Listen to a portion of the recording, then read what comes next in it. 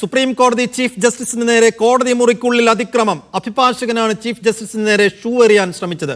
ഖജുരാവോയിൽ വിഷ്ണു വിഗ്രഹം തകർത്തതുമായി ബന്ധപ്പെട്ട കേസിൽ ചീഫ് ജസ്റ്റിസ് നടത്തിയ പരാമർശമാണ് അഭിഭാഷകനെ പ്രകോപിപ്പിച്ചത്. സനാതന ധർമ്മത്തെ അപമാനിക്കാൻ സമ്മതിക്കില്ല എന്ന് അക്രമി വിളിച്ചു പറയുന്നുണ്ടായിരുന്നു.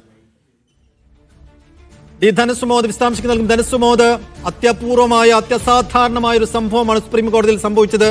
ഒരു അഭിഭാഷകനാണ് ചീഫ് ജസ്റ്റിസിനെതിരെ ഷൂ എറിയാൻ ശ്രമിച്ചത്. അതും വലിയ വിവാദമായേക്കാൻ ഇടയുള്ള ഒരു സംഭവത്തിന്റെ പേരിൽ. എന്തായിരുന്നു അതിന്റെ പ്രകോപനം? എന്താണ് കോടതിക്കകത്ത് സംഭവിച്ചത്?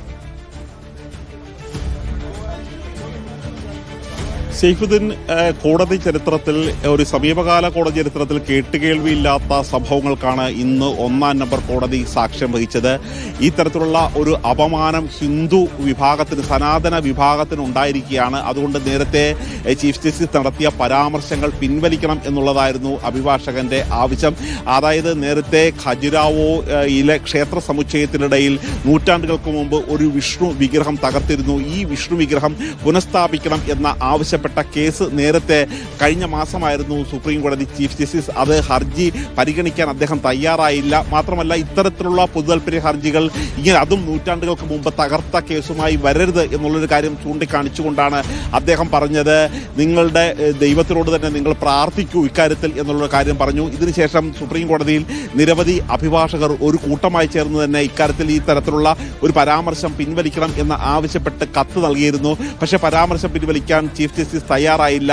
ഇന്നാണ് പൊടുന്നനെ അഭിഭാഷകൻ സുപ്രീം കോടതിയിൽ അദ്ദേഹം കേസ് പരിഗണിക്കുമ്പോൾ, അതായത് മെൻഷനിങ് ടൈമാണ് ആദ്യമുള്ളത്.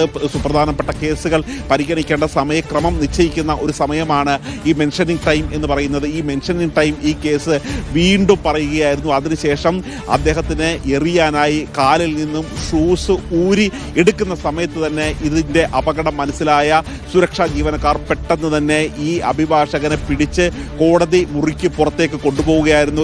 പക്ഷേ അപ്പോൾ പോലും തനിക്കൊന്നും സംഭവിക്കാത്ത തരത്തിൽ ഒരു ശാന്തനായി തന്നെ ചീഫ് ജസ്റ്റിസ് BR ഗവായി മറ്റ് കേസുകൾ മുന്നോട്ട് പോവുകയായിരുന്നു. അതുകൊണ്ട് തന്നെ കോടതി മുറിക്കുള്ളിൽ ആ തത്സമയം ഉണ്ടായ ഒരു പ്രശ്നം, അദ്ദേഹം കൂടുതൽ പ്രശ്നത്തിലേക്ക് കടക്കുകയോ അല്ലെങ്കിൽ അയാളെ എന്ത് ചെയ്യണം എന്നുള്ള കാര്യത്തിൽ ഒരു നിർദ്ദേശം പോലും നൽകാതെ മറ്റു കേസുകളിലേക്ക് ചീഫ് ജസ്റ്റിസ് നൽകുകയായിരുന്നു. പക്ഷേ ഇത് കോടതിയിൽ ഉണ്ടായിരുന്ന മാധ്യമപ്രവർത്തകരും മറ്റ് അഭിഭാഷകരും ട്വീറ്റ് ചെയ്തതോടുകൂടിയാണ് വിഷയം വളരെ സംഭവ വികാസങ്ങൾ സുപ്രീം കോടതിയുടെ പുറത്തേക്ക് തന്നെ ഇപ്പോൾ അലയടിച്ചു തുടങ്ങിയത്. ഇതിനകം തന്നെ ഉയർന്ന ഒരു വിമർശനം, ഒരു ദളിത് വിഭാഗത്തിൽ നിന്നുള്ള ഒരു ചീഫ് ജസ്റ്റിസ് ആയതുകൊണ്ടാണ് ഇത്തരത്തിലുള്ള നടപടി ഉണ്ടായത്. ഈ വേറെ ഏതെങ്കിലും വിഭാഗത്തിലുള്ള ഒരു ചീഫ് ജസ്റ്റിസ് ആയിരുന്നെങ്കിൽ ഇത്തരത്തിലുള്ള നടപടികൾ നേരിടേണ്ടി വരുമോ എന്നുള്ള ചോദ്യമാണ് ഇപ്പോൾ നിരന്തരം ഉയർന്നുകൊണ്ടിരിക്കുന്നത്. ധനസുമോദ്, ഡൽഹിയിൽ നിന്ന്.